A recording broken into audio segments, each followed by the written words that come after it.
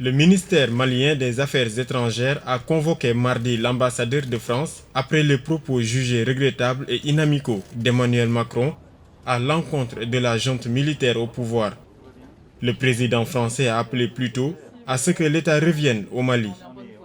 Pendant cette période de vive tension, le ministre malien de la Défense, le colonel Sadio Camara, a reçu le commandant de la force anti-djihadiste française au Sahel, le général Laurent Michon. Ce dernier a souligné lors d'une rencontre avec les militaires maliens que la reconfiguration de la présence militaire française dans le nord du Mali se fait en étroite collaboration avec les forces maliennes. Cette coordination a démarré sur le terrain et en planification. Sur le terrain, par exemple, nous avons commencé à aider la relève des FAMA à Tessalit. Et depuis un mois, il y a un nouveau contingent FAMA à Tessalit, ce qui est une très bonne chose.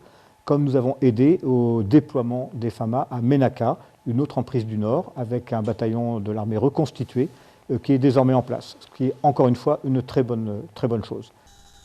Interrogé sur la réaction de Barkhane et la situation de Tessalit attaquée par les djihadistes, le général Laurent Michon a répondu que si vraiment la menace est forte, nous avons la possibilité d'envoyer les chasseurs ou un appui aérien pour réagir et appuyer ces forces MINUSMA et forces armées maliennes dans cette zone.